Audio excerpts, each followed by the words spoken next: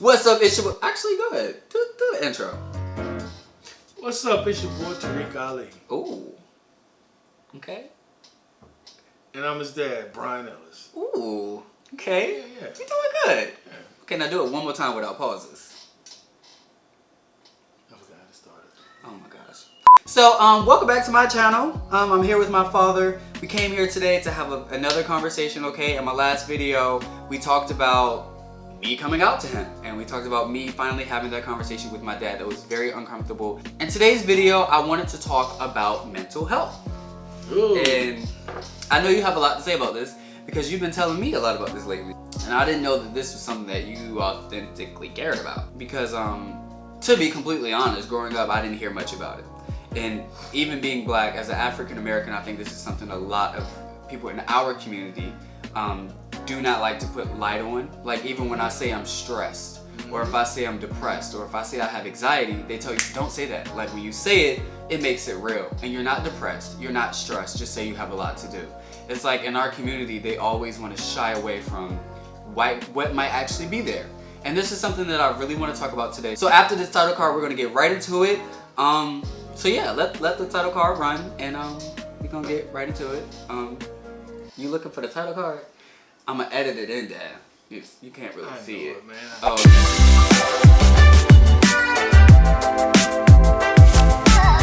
So before we get started, please make sure that you hit the like and subscribe button right over here, Dad. Point right here, like right under you. Right you here, did that really good. Right. You are a natural. Most right? people really suck at this, but yeah, it's right down here. Okay, support a gay black man out. Put your phone down on silent. Support a gay black man out here, okay? And subscribe. I just need to pay my rent, and that's it. Okay, help me out. Okay, so first of all, the last video was mainly for the queer community, and I think that this video I really wanted to go into the black community, but let me just specify that these topics that I talk about in these videos are not exclusive to the communities that I set out to help. Okay, so a white person can be helped from these videos, an Indian person, somebody from any ethnicity background, from nationality, all different types of people, but as an African American, that is the only place where I can speak from my experience. Correct. From my community, I don't think that mental health is something that a lot of people shed light on, and it's something that we really like to put under the rug. And I think we have a lot of feelings inside of us, especially as African Americans living in such a racist country at a time with a president like Donald Trump, that we have feelings inside of us that we cannot explain, and that we don't put names to, and we just suppress it with other things. Correct. Whether it's drugs, whether it's making bad decisions, whether it's with that person that you are in love with but they are very toxic to your life, or whether it's you just lashing out in class or not doing your homework. There's lots of different ways that people deal with mental health. So I want people in our community to start putting a name on it. And my dad, recently he's been talking to me about it a lot and talking about meditation and a lot of different things, and I think you could bring a lot to this conversation. What is mental health to you? I want to ask you just that. We can start off there. What is mental health to you? It's not a joke, I know that's for sure. I know that's right. No, it ain't a joke, man. It ain't a joke. Keep going. Mental health is anything emotional that takes you outside of you. Tell me you get this deep. What you mean? When you get this deep, I don't know where this came from. You always told me when you were younger, you too deep about everything. Now you ask me. I remember that. Okay. I remember that because but you had conspiracies about everything though. Because everything pretty much is a conspiracy. Especially when it's we dealing with the government. We couldn't go trick or treating Nope, because that was a trick for the devil to catch it in his little whatever. So we couldn't go trick or treating. Nope, won't happen. We used to sneak out though. Yeah, I know. It was only like twice. I didn't support it, so. It was only like twice. No, it was more than that. I know the deal. I only did it twice because I was too scared to sneak out. But anyway, back to the point. Mental health. Keep going. That was deep. Keep going. I like that. It was really nice. I really liked it. Anything that takes you outside of you, emotionally. And mental health is not a joke. It's real. And like you was talking about in the black community, one of the reasons is everyone's always concerned about their business. Don't take the business outside the house. Don't air your dirty laundry outside the house. You know, and what we've learned over the years is to suppress everything. And what I know is pressure busts pipes. You know, you can press something down long enough, it's going to come out one way or another. So the best way to get it out is talk about it. Talk about it, deal with it. What you write in a book? Nah, it's just... I'm sorry, I just don't. Wow, you are deep. You are deep. I'm gonna give it to you. I'm gonna give it to you. You're pretty deep. Well, Wow, Dad. Well, it's just been a while since Well, my you dad know, and me no, have it's really just- talked like this. if in a you while. think about it, when so many things happen in your life, and you can't continue to practice the same things you practiced before, because you play the tape back, it doesn't come out right. So you have to try something different, you know, and you have to think about you. You know, sometimes you have to go against everything to take care of you. Everything.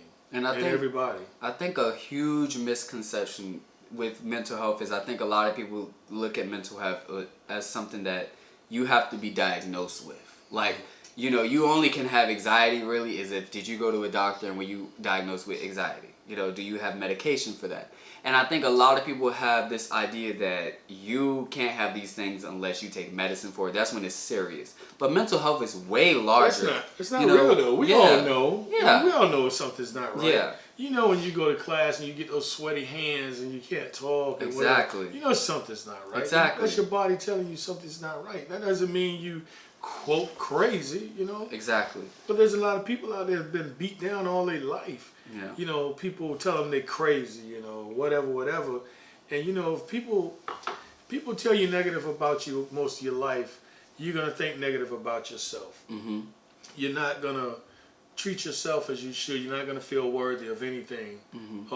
Or you're never going to be who you're supposed to be in this world because you hold on to those things. And that's how mental health just grows, you know, things like that feed it. That's just one thing that I really wanted to cover. I think a lot of people think that, you know, you can't say that you're depressed. You know, I think a lot of people say that's like extreme, like, oh, like people have moments of depression, people have moments of anxiety, and people have moments of these different things that it's okay to put a name to. Because once you put a name to it, then you know how to treat it. And I think then you can actually start to, once you identify, you can write down the symptoms of what you get, or how do you feel in this moment. You know, it's like, I don't know, like I never put a name to it, but every time I go to this place, I feel like this, and then this happens, and then I start noticing that I don't talk, and I start noticing that my hands, I start fidgeting. Okay, well, you wrote down that, now figure out what that is. Okay, then now we can identify how are we going to fix that. How can we attack that? Because you got to find your demon to vanquish it. Yeah, okay? Exactly. Okay, the charm ones taught me that. Okay, you got to find your demon to vanquish the demon. So I feel like a lot of people are not taking the time first to actually put a name to that demon. And so that's why I think that is the most important part. In this world today, we run so much. We just run that we never take the time for self-maintenance. Mm-hmm. You know, and I guess I needed to hear that, huh? Wow. I needed to hear that myself. You know, and self-maintenance, you know, like we was talking about the meditation. You know, getting yourself in a happy and a calm place, you know, because there's nothing like some peace in your life. So I got to ask you, when was your first experience with mental health, if you remember? Or when did you start realizing that this wasn't normal? When did you start naming your demon? When did you start realizing that this is something that I need to change? I think right after I got clean, when I started actually wanting to be clean, I started doing work on me. And that's been 23 years ago, and I'm still finding out things about me. But what I realized is that I suffered with it way back in my younger life. Now that you are educated to know now that you realized before you had it. And it explains a lot of things about my life. I always felt alone. I never felt loved. Never. And I was also, I don't know, there was nothing to motivate me. Nobody to motivate me. Everything, I lived most of my life trying to seek approval and validation from people. That's most of my life. Have you ever been diagnosed? You ever? Yeah, when I actually got clean and started going to a psychiatrist and a therapist and talking about things and whatever, yeah, I was diagnosed. PTSD and bipolar. So why did you never tell me? Tell you what. Why you never told me? You never told me that. You know that, right? No. You didn't know? Yes, you did, Dad. You're a very smart man, as this video can see. You know you never told me that. I mean, well, I just want to no, know why. I've never- I'm not mad about it. Because like we talk about, there was so many things going on. It hasn't been, for the last couple of years is when I really, really, really accepted a lot of things that I did not want to accept when it comes to me. Before that, it was always so much going on that I was so tied up with trying to make things better and actually making them worse, but trying my best to make them better, that I didn't even realize what was going on. I didn't have time to take that break to really, do some soul searching and do some work. And it's like I told you yesterday, something I realized in life is that some people have a lot invested and you stand, can I say the word? Go ahead. Fucked up. Not the preface for the fucked up. Yes. Yeah. Yeah. And that's real. I just wish I would have knew that growing up. Growing up? Not okay. Well, no. growing Not at like up- 3 or 5 or 6. No. But, Well, growing up, right around the time when you all were growing up, there was no real diagnosis then because I hadn't seeked any kind of real. I was still under the impression I was crazy, and I was always going to be crazy because that's what I was told. And at the same time, not accepting that something was really wrong with me. You know what I'm saying? I wasn't going to a therapist or anything then. That wasn't just real. That was just to get through the addiction, but not really looking at what was wrong with me. So what was it like for you before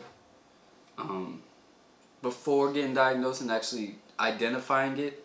Before when you were just crazy, then after when you actually knew what it was and you knew how to deal with it? It was a big difference. Real big difference, because then you can see yourself going to where you're going versus just ending up somewhere and don't know how you ended up there. You know what I'm saying? I can remember days of waking up and not wanting to get out of bed. Not just like the last thing in the world I wanted to do was get out of the bed. I can remember days that I didn't even want to be here. Just did not want to be here. Life was just that difficult that I didn't even want to face it because I didn't know how to deal with everything I have to deal with. I didn't know how to fix everything. Put it this way, I didn't know how to fix everything I felt was broken. I felt I had no control. Everything's out of your hands. Once you accept it, you look at it, you can start seeing when things start getting crazy. You know what I'm saying? Yeah. And you can do something about it. Because then once you put a name to it, then you know what's going to happen in Yeah. certain situations. And if you act a certain way, you know what that is. And then you know how to calm that down and to change it. Yeah, and then you learn more about yourself. You realize that you're more important than a lot of other things that you feel are so important. I had like mental health issues, but it wasn't, I could tell it was from like trauma. It was kind of a response, mental health. It was kind of after everything we went through. And then, when I really started putting a name to it and understanding it? When I went to Paris. When I left America and lived in Paris. And that was one of the most depressing times in my life. Did you know that? No. Yeah, it was. I know it looks like glitz and glamour. I was traveling the world and I was going from Paris to Spain to Italy to Germany. I did have a good time. Like, that wasn't a lie. It's just something different being thousands of miles away from your family. And being away not only from your family, but your culture and your people, and being in a new country with a new language. And even though I did speak French, but it was like, it's a new language, it's new people. They don't know my history. They don't know anything about me. You know what I mean? Like, everything is different. The food, everything. And to have no one there and then nobody really would call me. Like, nobody called me. And so I would go from Paris to Italy and nobody would know. And I could have died in a river in Italy and nobody would know until, like, I guess a month later when they realized I didn't respond to that one text. I didn't talk to anybody. So it just was, it did something to me where I would just close the windows in my room and be in complete dark and take sleeping pills and just sleep the whole day, just because I didn't want to feel depressed. I went through some real Amy Winehouse type stuff. I did. I did, and it's changed my life. I didn't know. See, at the time when you're doing it, it felt very not crazy. You know, like in the process, I didn't feel crazy. I was just like, well, I'm gonna just take some sleeping pills and just sleep today. Me going through all of that in Europe when I was really depressed, it changed my life. I was very, very, very, very different when I came back because I started realizing what I was valuing, what I wasn't valuing. It put me in a place where I had to reevaluate everything in my life. Mm-hmm. And so that's why when I came back, it made me better. Okay, and I'm not, reveling depression right now, but it put me in a place where it forced me to think about. Because one, I'm not a person to give up. So I wasn't a type of person to sit in the corner and stay there. I got in the corner, I was backed into a wall, and I had to figure out how to get out of it. Right. And so that's when I started realizing things about the things I was doing, the way that I thought, and the people that I was over. Why do I feel like this, and how do I move forward? So that's why it did a lot for me, but then it also started helping me put names to these feelings that I used to have, where I'm so happy throughout the day and I have random moments where I'm completely mute, I don't talk, and I just get in this I want to be alone in my own bed and not talk to anybody for days. And so I started putting names to these things, and then it helps me deal with it, I will say something though. We have to be careful because we can't always name it just from those symptoms, right? We have to look at what's going on in our life, because if you want to get in that bed and stay in that bed for 2 days and not deal with anyone, you might need that. So it's not always depression, right? So you have to look at what's going on in your life at the time. Absolutely. Okay? Because sometimes that is needed to cut off from the world and just get with you. You know what I'm saying? So we can't always just assume, I don't want to get out of bed, I don't want to talk to nobody. That we're depressed, right? That was a very good point for everyone. Yeah. To make. Yeah. But for me personally, with myself, that I've realized is that I know when I'm in that mood. But I do feel like when I do get in this I get very sad. And I feel very alone, and I feel like nobody loves me, even when people are loving me. But have you been able to put your finger on the triggers that get you there? It's very random. The things that are going on to get you, they get you there. It's very random. Because we don't just go there. Well, I do sometimes. Usually, when we get to a place where the depression or something causes that. There's a stressor somewhere that causes us to get there. Not always. Okay, so you're saying... Not always, because some people with depression just have random acts of depression. True. I mean, that's what diagnosing very extreme causes. That's true. I've never been diagnosed. Well, I've never been to a psychiatrist to be diagnosed. But there are people that do have random, bipolar, depression, all those. But I don't know, for me personally, if something triggers it, that's different, because then I'll attack it right then. But when it's random, that's when I do the whole lay down thing randomly. Because it literally can be, like yesterday, I had a little moment because I got really quiet. And y'all kind of noticed. And y'all were like, are you okay? Because I was just really quiet. But it wasn't like, that wasn't depression. I don't know what that was. I just have these moments where I get very introverted. And I don't feel like speaking. And so, I'm okay. Something went over my spirit that it's just, I don't feel happy, but I'm not upset. And so I think just knowing because that I get feelings I don't know what they are. Yeah. Okay. Well, anything else you want to add? I think that was a good little cute conversation. Nothing? Want some more wine? No, I'm good. You sure? She a lightweight? Nah. Yeah. Mental health is real. Right. Do what you have to do for you. Amen. Peace is easy to get. You keep it very simple. I like that. Leaves room for interpretation. Well, I already said what I had to say at the beginning. Mental health is real. Black community, pay more attention. Everybody pay more attention. Don't be scared to put names to things, or just to be attentive of these certain moods that you get in, Because then once you realize that you get into these moods, It's not just a random Monday or one Monday thing. This may happen once a month, and then you start realizing it. Then you realize, okay, this happens once a month. How can I treat this? And then once you do that, get better, okay? You start getting rid of those toxic things that you do. You start getting rid of those negative things that you do to other people, hurting other people and hurting yourself. And I think it's just very important that we shine light on that and that you start shining light on it in your life. That's all I gotta say. Sign us out. Peace. Okay, too simple. Okay, thank you guys for watching. I said that just a big whale. Yeah, thank you guys for watching. I love you guys. I love all my tabies, and see you on the next video. Okay, I've been really serious on my channel lately. We're gonna have some fun after this because it's been too emotional and too serious for me. Okay, we're gonna have some fun after this. I don't know what I'm gonna do, but we're gonna have a good time.